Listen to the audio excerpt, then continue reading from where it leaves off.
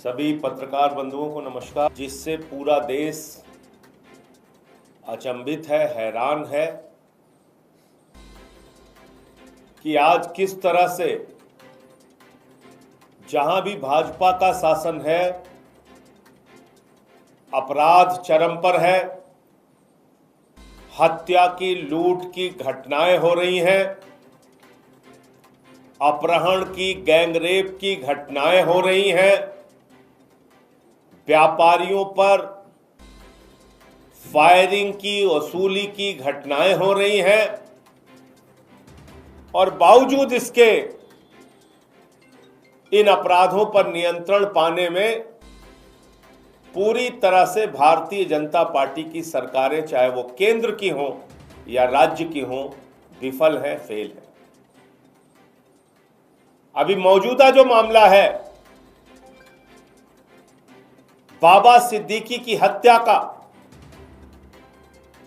विजयदशमी के दिन महाराष्ट्र सरकार के पूर्व मंत्री, जिनका बेटा खुद मौजूदा एमएलए है, सत्ता पक्ष के नेता थे, ऐसा नहीं विपक्ष के नेता, सत्ता पक्ष में एनसीपी अजीत पवार गुट के नेता, वाई श्रेणी की सुरक्षा मिली हुई थी और उनकी सरेआम हत्या कर दी गई। बाबा सिद्दीकी की नृशंस हत्या कर दी गई सरेआम। दिल्ली के अंदर एक जिम के मालिक की हत्या कर दी गई। देश के अलग अलग जगहों पे तमाम आपराधिक घटनाओं का करणी सेना के अध्यक्ष की हत्या कर दी गई। सिद्धू मूसेवाला की हत्या कर दी गई। पूरे देश में अपना गैंग, लॉरेंस बिश्नोई गैंग के नाम पर संचालित कर रहा है। लॉरेंस बिश्नोई खुलेआम धमकी देता है, फिर मर्डर हो जाता है और पुलिस कुछ नहीं कर पाती। दिल्ली में जहां केंद्र सरकार बैठी हुई है, जहां की सुरक्षा की जिम्मेदारी अमित शाह जी के ऊपर है, नरेंद्र मोदी जी के ऊपर है, यहां पर जीके में एक जिम मालिक की हत्या हो गई। उसमें भी बिश्नोई गैंग का नाम आया, लॉरेंस बिश्नोई गैंग का। बाबा सिद्दीकी की हत्या में भी लॉरेंस बिश्नोई गैंग का नाम। सिद्धू मूसेवाला की भी हत्या में लॉरेंस बिश्नोई गैंग का नाम। करणी सेना के अध्यक्ष के हत्या में भी लॉरेंस बिश्नोई गैंग का नाम। और वो व्यक्ति है कहां पे? गुजरात के अंदर। गुजरात की जेल से पूरे देश में गैंग को संचालित कर रहा है और पुलिस कुछ नहीं कर पा रही। भाजपा की सरकारें कुछ नहीं कर पा रही। इतना ही नहीं, मैं ये सारे ट्वीट्स लेके आया हूं। तमाम बीजेपी के जो समर्थक हैं, उन्होंने, जो बीजेपी के पक्ष में जो ट्वीट करते हैं, लिखते हैं, ऐसे लोग जिनको देश के प्रधानमंत्री फॉलो करते हैं,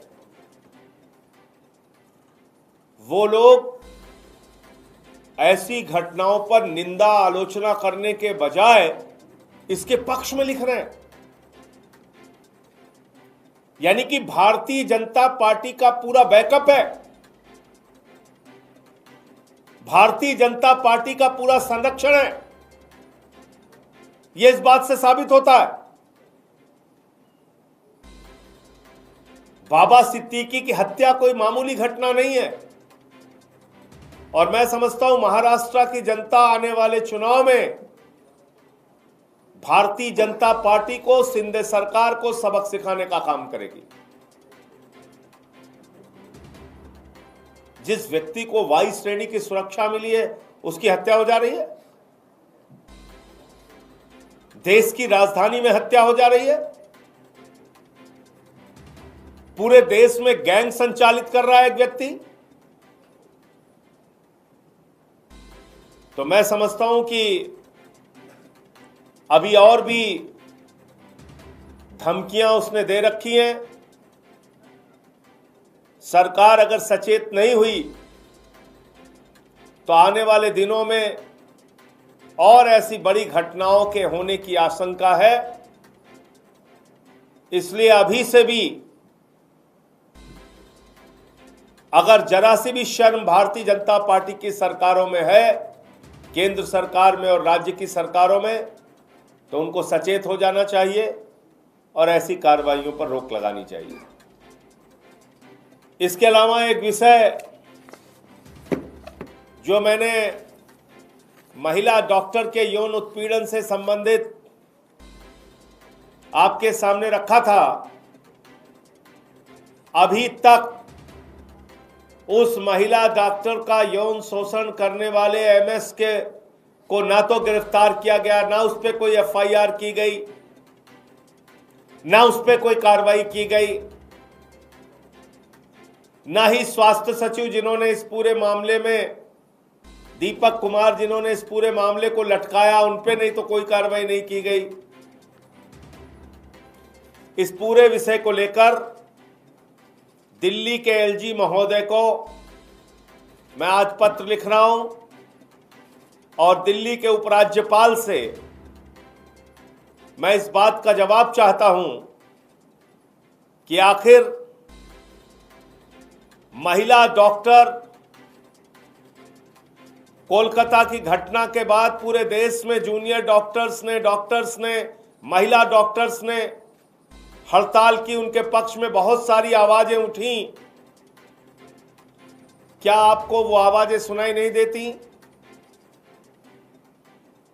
दिल्ली में इस महिला डॉक्टर को न्याय अब तक आपने क्यों नहीं दिया? दोषी एमएस को एक नहीं, आपने अनेक बार बचाने का प्रयास किया। तो ये सवाल दिल्ली के एलजी से और भारतीय जनता पार्टी से बनता है कि क्या भारतीय जनता पार्टी इस बात पर मुहर लगाती है कि दिल्ली के अंदर महिलाओं का शोषण होता रहे, बस मार्शल निकाल कर बाहर कर दो, महिलाएं असुरक्षित रहें बसों में, अस्पतालों में महिला डॉक्टर की कोई शिकायत है उसको अनदेखी करो, उस पर बैठ जाओ चुपचाप? तो ये सारे प्रश्न मैंने इस पत्र के माध्यम से दिल्ली के उपराज्यपाल महोदय से पूछा है। ये बहुत ही शर्म की बात है कि भारतीय जनता पार्टी ने एक ऐसे एलजी को यहां पर बिठा रखा है जो दिल्ली की महिलाओं की सुरक्षा के साथ खिलवाड़ कर रहा। और ऐसा ही नहीं, जिस एमएस की शिकायत हुई है उसके खिलाफ दूसरी महिला डॉक्टरों ने भी शिकायत की है। यानी कि एक घोषित अपराधी, उसको भी बचाया जा रहा है। तो मुझे ये दो बातें आपसे कहनी थी। आपका कोई प्रश्न आप पूछ सकते हैं। जम्मू कश्मीर से राष्ट्रपति शासन हटा दिया गया, लेकिन अफगान की जारी कांग्रेस शासन के लिए वहां पे स्टेट को से बाहर किया गया, सरकार के दबाव में, इंडिया ब्लॉक के नेता के दबाव में कोर्ट का रुख किया गया। देखिए, स्वयं प्रधानमंत्री जी ने, गृह मंत्री जी ने जम्मू कश्मीर की तमाम रैलियों में, सभाओं में, वो क्लिप निकाल लीजिएगा, बार बार कहा है कि हम दिल्ली को, जम्मू कश्मीर को पूर्ण राज्य बनाएंगे, वहां एलजी का डंडा नहीं चलेगा, पूर्ण राज्य का दर्जा जम्मू कश्मीर को दिया जाएगा। तो अब चुनाव संपन्न हो चुका है, एक जनादेश वहां पर आया है इंडिया गठबंधन के पक्ष में, नेशनल कॉन्फ्रेंस की अगुवाई में वहां पर सरकार बन रही है। संभवतः उमर अब्दुल्ला जी मुख्यमंत्री पद की शपथ भी जल्दी लेंगे। तो इससे पहले कि वो मुख्यमंत्री के पद की शपथ ले, पूर्ण राज्य का दर्जा देने का नोटिफिकेशन भी केंद्र सरकार को जारी कर देना चाहिए, मोदी जी को जारी कर देना चाहिए, वरना हर बातों की तरह ये वादा भी जुमला साबित होगा।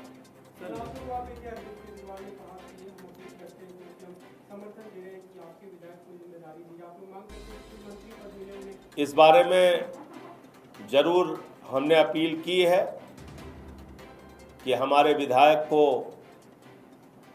जो नई सरकार गठित हो रही है उसमें जगह दी जाए,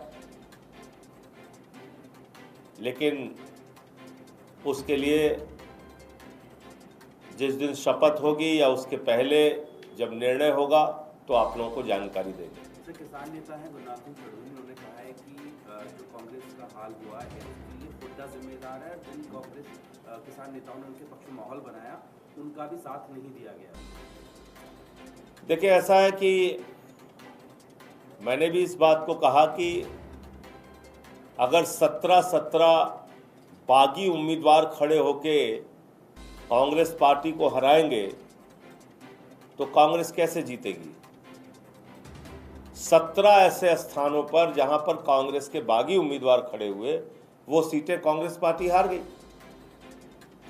गठबंधन के सवाल पर कांग्रेस के केंद्रीय नेतृत्व की मंजूरी के बावजूद राज्य के जो कांग्रेस पार्टी के नेता थे, मैं किसी का नाम नहीं लूंगा, उन लोगों ने गठबंधन नहीं होने दिया। तो इसके कई कारण हैं। मैं समझता हूं कि इसकी समीक्षा कांग्रेस पार्टी करेगी। बहराइच के अंदर संजय जी वायलेंस वोट हो रहा है और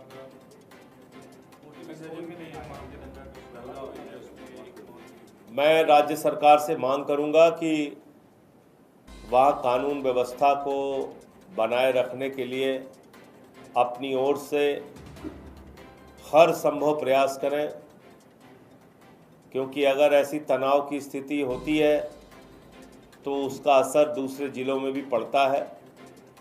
बहराइच की घटना अत्यंत दुर्भाग्यपूर्ण है, चिंताजनक है और इसको तुरंत नियंत्रित किया जाना चाहिए। दिल्ली में जो ड्रग्स की खेप पकड़ी गई थी गुजरात में, उसके बारे में मैं डिटेल आपको पूरा एक उसकी प्रेस कॉन्फ्रेंस करके उस पर हम लोग पूरा रिसर्च कर रहे हैं।